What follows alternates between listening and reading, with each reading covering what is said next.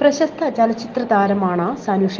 കാസർഗോഡ് നീലേശ്വരം സ്വദേശിയാണ്. ബാലതാരമായാണ് ചലച്ചിത്ര ജീവിതം തുടങ്ങുന്നത്. വിനയൻ സംവിധാനം ചെയ്ത നാളെ നമതേ എന്ന തമിഴ് ചിത്രത്തിലാണ് നായികയായി തുടക്കം കുറിച്ചത്. വീണ്ടും സിനിമാ തിരക്കുകളിലേക്ക് നടി സനുഷ തിരിച്ചെത്തുന്നു. പുതിയ ചിത്രത്തിന്റെ ഷൂട്ടിങ്ങിനു വേണ്ടി താരം കാശ്മീരിൽ ആയിരുന്നു. തന്റെ പുതിയ ചിത്രത്തെക്കുറിച്ചുള്ള ഔദ്യോഗിക പ്രഖ്യാപനം അടുത്ത് തന്നെ ഉണ്ടാകുമെന്ന സൂചനയും സനുഷ നൽകി.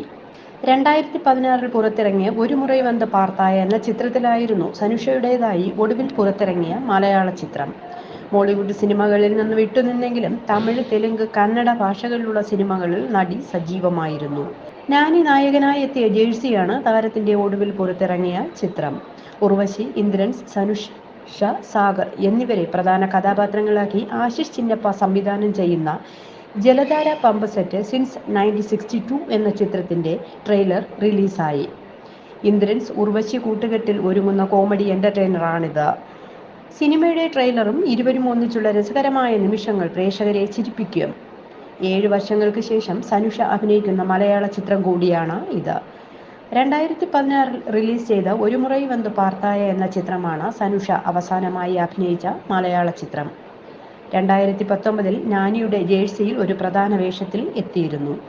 പിന്നീട് കഴിഞ്ഞ 4 വർഷമായി ഒരു ഭാഷയിലെ ചിത്രത്തിൽ പോലും സനുഷ പ്രത്യക്ഷപ്പെട്ടില്ല. ജലധാര പമ്പ് സെറ്റ് സിൻസ് 1962 ആക്ഷേപഹാസ്യമാണ് പറയുന്നത്. സിനിമയിൽ ഉർവശിയുടെ മകളായാണ് സനുഷ എത്തുന്നത്.